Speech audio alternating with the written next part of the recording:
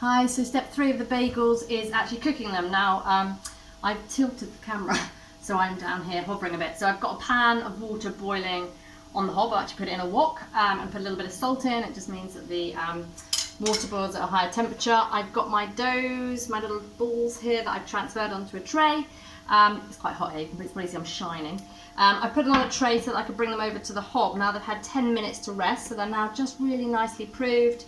And what we're going to do with each one is try not to mark and that shape at the top. As you can see, the water's really boiling now.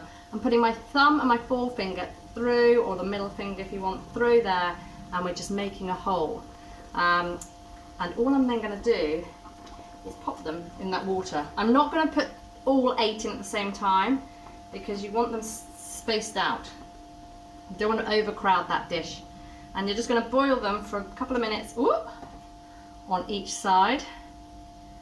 I'm sure I could make these a bit neater still, but I haven't quite mastered it. Just takes a bit of practice and patience. 4 at a time. And then I've just had a minute or so, so flip them over. And then when you take them out to drain them, put the sort of the scruffier side. There'll be a sort of side which is not as smooth. Put that side down and it'll make the, it'll be on that shape on the, ouch, it's hot, be careful of the hot water. Put them that side down on the rack. So a couple of minutes on each side. And then carefully, must be a bit patient, a couple of minutes, that'll do. Turn them over, so you're trying to keep that nice smooth side there. Just pop them on a rack. There we go, just drain the water off, it just drains onto there. Flip them over, this is a lovely looking one. So you've got your bagels there draining. And then do your next 4. So you've got your 8 in there. And then what you're going to do is once you've done that, you're then just going to egg wash them. Sprinkle on the toppings, so your poppy seeds and your sesame seeds. Just be careful because obviously we're dealing with boiling water here. And then you're going to put them in the oven for 20 minutes or until they're ready. I've got my oven on, it's preheating. So whilst that's cooking, I'll just demonstrate what I'm going to do with here. I'm going to get my bagel. I'm actually just going to be careful, it's still a bit warm. Just so you can see what I'm doing here. I'm egg washing it like this. And then once I've egg washed it, I've got some sesame seeds here. I should probably put a plate underneath. I'm going to do them over the tray so I catch any loose ones so you can see what I'm doing.